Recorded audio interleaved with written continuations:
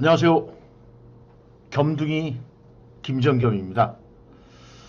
예, 저기 김정겸이라는 게 좀 발음하기 어려워서 라임을 땄습니다. 겸둥이 김정겸 교육학.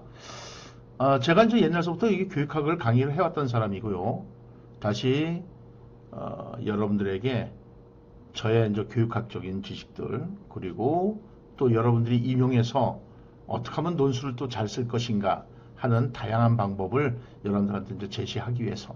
근데 우리가 주의할 게 뭐냐면요. 교육학 논술이지 논술 교육학이 아니라는 점입니다. 근데 대부분 이거 많이들 오해들 하시는 것 같아요. 그래서 논술에만 막 초점을 맞추는 경우가 굉장히 많아요. 그래서 여러분들 배점을 보세요. 그렇지 않습니다. 그러니까는 중요한 거는 교육학적 지식을 바탕으로 해서 논술을 써야 된다는 점이에요. 논술을 해야 된다는 점입니다. 그러니까 교육학 논술이지 논술 교육학이 아닙니다. 서론 본론 결론만 갖추어도 그거 이점이에요. 근데 막 그냥 교육학적 지식이 좀 불편하신 분들은 그냥 논술에만 초점을 맞춰서 논술을 어떻게 써야 되느니 무슨 맞춤법 어쩌고 아니야. 물론 맞춤법도 맞춰야 되겠지만은 그래서 원고지 쓰는 법이라든가 이런 것들이 사실상은 중요하지 않게 등장합니다. 중요한 건 교육학 논술입니다. 따라서 여러분들이 이제 교육학적 지식을 여러분들에게 아주 쉽게 이제 전달하고자 합니다. 옛날에 교육학 논술은 그죠? 통합적이질 않았습니다. 단독 과제형이었죠. 뭐 예를 들어서 뭐 홀리스틱 교육에 대해서 논하시오 이런 거였죠. 그런데 여러분들 지금 아시겠지만은 통합이잖아요. 통합교과. 그러다 보니까는 홀리스틱 교육 하게 되면 이제 예를 들어서 이게 이제 교육의 기초잖아요. 그러면 교육 심리학, 한국 교육사, 또 통계라면 통계 이런 게 다 어우러지는 거죠. 그래서 제가 이 웹정리책이 아주 스테디셀러였습니다. 굉장히 많이 팔려 나갔습니다. 그러니까 그만큼 제가 자부심을 가지고 있는 책이기도 합니다. 그래서 통합적인 논술을 하기 위해서는 교육학적 지식이 여기저기 흩어져 있는 것을 여기저기 흩어져 있는 것을 여기저기 흩어진 것을 살살살살 모아보자. 모아서 같이 한번 써보도록 해보자 이겁니다. 그래서 오늘 저 첫 강은 홀리스틱 교육입니다. 홀리스틱이라는 단어가 라틴어 홀로스에서 왔죠. 그래서 이 홀로스가 인테그레이티드, 즉 통합적인 이런 뜻이에요. 또 하나됨 이런 뜻입니다.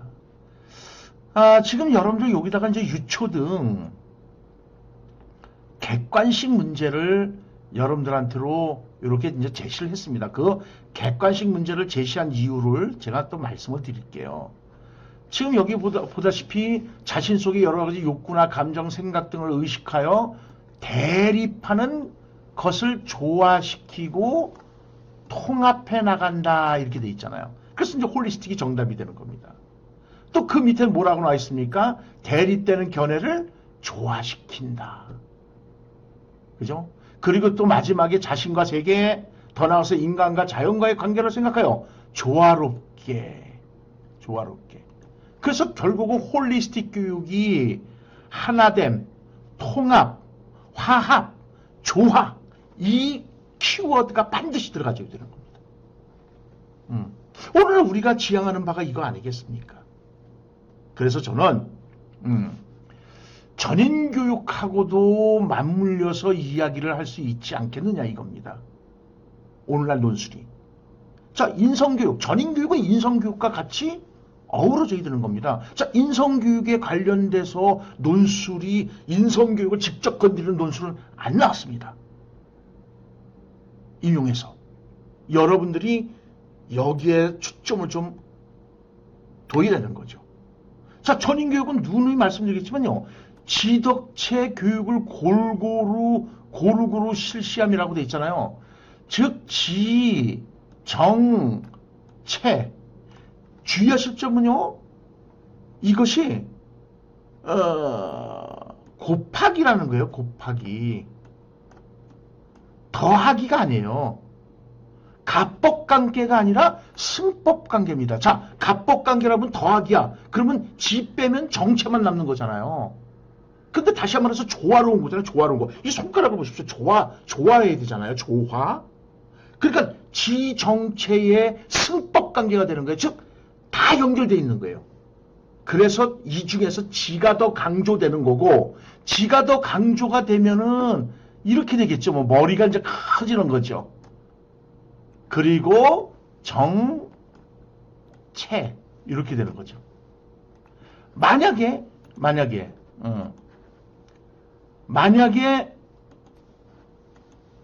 지정체에서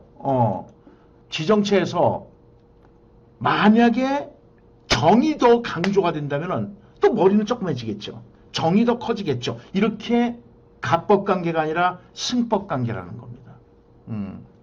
그래서 우리 그 선생님들이 제가 이렇게 기출문제를 여기다 넣어드리는 이유는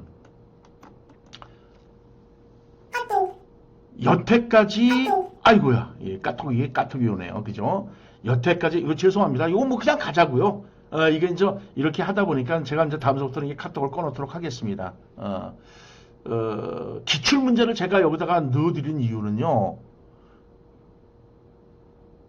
교육과정 평가원에서 객관식 시험 문제로 나온 것들은 어떻게 되는 겁니까? 이거는요. 그럼요. 인정받은 거예요. 검증받은 문제입니다. 그러기 때문에 논술도 그 교육과정 평가원에서 쓴 그 용어라든가 표현을 갖다 쓸 수밖에 없고 여러분들이 그것을 머릿속에 넣은 다음에 그 논술할 때 그거를 사용한다면은 훌륭한 답안지가 되지 않겠습니까? 확신하건대 여러분들 객관식 기출 문제를 놓치지 마십시오. 그것이 곧 핵심적인 사유를 길러주는 것이고 논술하는데 그것만 쓰면 되는 겁니다. 그것만. 그래서 예를 들어서 지금 우리가 전인교육에 관해서 만약에 시험 문제가 나왔다. 전인교육에 대해서 시험 문제가 나왔다 그러면은 아까 말씀드린 대로 요 지덕체의 조화를 실시하고자 한다. 요거를 쓰면서 바로 홀리스틱 교육에 관련돼서 요것도 같이 넣어주면은 얼마나 좋겠습니까? 자, 그 다음에 우리나라에 원효 있지 않습니까? 원효의 1심 사상. 원효의 1심 사상도 한마디로 홀리스틱 교육에서 얘기 나오는 겁니다. 한 마음이야, 한 마음. 하나 되는 마음. 그러니까 한 마음이 된다는 것은 결국 뭐예요? 이 사람은 이런 마음을 가지고 저 사람은 저런 마음을 가지고 있는 거잖아요. 그러니까 갈등이 생길 수밖에 없잖아요. 대립이 생길 수밖에 없잖아요. 자, 홀리스틱 보자란 말이에요. 기출문제 보시란 말이에요. 대립하는 거잖아요, 이게. 그걸 조화시키고 통합시키자는 거 아니겠습니까? 또 두 번째 뭐라고 나와 있어요? 자신과 타인. 저 남북한 한번 생각해보세요. 남북한. 지금 남북한의 문제가 무슨 문제가 생기는 겁니까? 서로 생각이 다르잖아요. 그러다 보니까 대립이 되는 거잖아요. 그러니까 그 대립되니까 어떻게 되는 거예요? 갈등만 자꾸 나올 수밖에 없잖아요. 그래서 그걸 조화시키자 이렇게 되는 겁니다. 이게 원효의 1심 사상이란 말이에요. 그러니까 여러분들 홀리스틱 교육이 나오기 전에 우리 벌써 대한민국에는 신라시대부터 이 원효라는 그런 분이 훌륭한 견해를 가지고 있는 거죠. 그래서 원효의 1심 사상 한마음 부부 일심동체야. 그래서 부부가 일심 한마음을 가지면은 동체 서로 떨어지지 않고 같은 행동을 할 수가 있다는 겁니다. 우린 남북한 통일 문제도 홀리스틱 교육으로 이야기를 할 수가 있으니 그것 또한 여러분들 머릿속에 넣어두셔야 되지 않을까 하는 겁니다. 그 다음에 발도르프 교육이 있습니다. 이 발도르프 교육은 전인교육을 기본 목적으로 하는 거예요. 전인교육, 아까도 말씀드렸잖아요. 전인교육은 뭡니까? 지금 여기 나온 것처럼 지, 정, 체, 이 지정체에 뭐라 그랬습니까? 갑법관계라고 그랬습니까? 승법관계라고 그랬습니까? 갑법관계가 아니라 승법관계예요.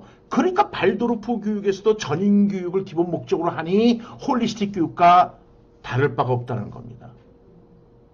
물론 이 발도르프 교육은 이제 독일에서 이제 나온 것인데, 요건 이제 전인 교육과 맞물리지만은 요게 이제 대한교육의 한 측면이기도 하죠. 이 기출문제를 보게 되면은 이렇게 나와 있어요. 2008년도 이제 기출문제 보면은 어떻게 얘기가 나오냐면은 인간을 수치로 평가하는 것을 거부한다라고 돼 있어요.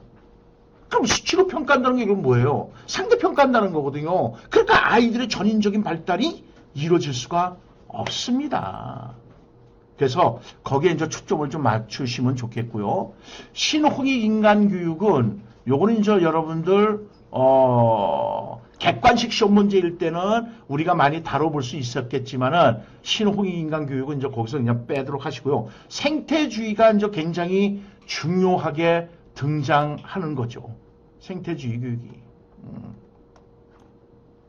생태주의도 교육도 그렇습니까? 그렇습니다. 우리가. 그렇습니까가 아니고. 이건 말이에요. 유튜브가 좀 재밌게 찍어야 되는데 이제 점점 재밌어질 겁니다. 여러분들. 제가 좀 오늘은 이제 이거 뭐 처음 하고 그러는 건데 죄송하고 이제 좀 더 재밌고 제가 익숙해지면은 여러분들하고 이제 쉽게 또 다가갈 수 있을 거라고 생각하고, 자, 생태주의. 오늘날 여러분들 생태 동태가 아니야. 생태야. 동태값보다 생태값이 더 비쌉니다. 물론 그런 생태는 아니겠지만은 아재 개그예요. 맞아요. 미안해요. 아재 개그에서. 근데 생태, 내 주변에 있는 환경 있잖아요. 우리 인간은 그 환경을 파괴하면 어떻게 돼요? 인간 파괴예요. 그래서 여러분들 일본에서 미나마타 병하고 이따이따 병이 있잖아요. 뭐 이따이가 있어. 그 이따이따 병이 있잖아요. 그게 순간 납중독으로 인해서 그 수산물을 먹으죠. 해산물을 먹으죠. 수은과 납 중독이잖아요. 수은하고 납은 어떤 현상이 벌어지는 겁니까? 그건 체내에 축적이 되는 것이지 배출이 안 돼요. 그러니까 이 푸드체인에 의해서 생선들이 그 수은과 납, 공장에서 흘러나온 수은과 납을 먹어서 그 생선 몸속에 수은과 납이 축적이 된 거야.